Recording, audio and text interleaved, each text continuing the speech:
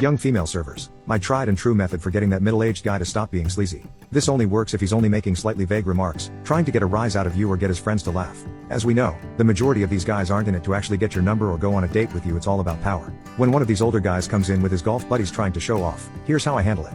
After he makes a gross comment and you feign laughter, politely reintroduce yourself and ask his name. Now no matter what he responds with, reply excitedly, "That's my dad's name."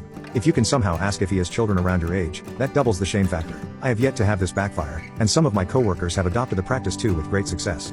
Keep using my Wi-Fi to party at 2 a.m. when I'm trying to sleep for work. Enjoy the laggy music. I've recently moved out of home into a share house. One of my housemates doesn't work, and finds that 2 a.m. is the perfect time to start partying and blast really bassy music. This expressly happens on weeknights, not weekends. This happened for a few weeks on end, with each night me requesting they turn it down so I can sleep for work. I got frustrated of constantly having to wake up, get out of bed, ask them to turn it down, then spend 10 minutes discussing what an appropriate noise level is. Because they thought they were being quiet. Cue petty revenge. I managed to log into my Wi-Fi settings and identify their product's phone, speaker, laptop. Whenever they start now, I either set parental controls for 2 from when they start so that their Wi-Fi works the next day and they can't locate the problem, or I just block their internet access / limit their Wi-Fi speeds. Nothing worse than trying to party and only having 1 MB/s download speeds, extremely slow and laggy music.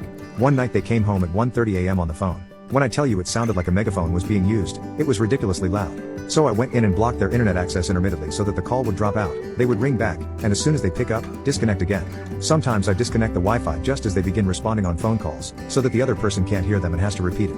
It's worth noting that their responses can go from 10 to 15 minutes each, and having to repeat it 3 times has caused visible frustration. They've managed to piss me off so bad that sometimes when they're home and listening to music, I block their Wi-Fi access for 20 minutes just to annoy them. What is your most disgusting work story? Tattooed a lady. Small hummingbird on the shoulder. Finish up. Go check it out, let me know if you want to keep.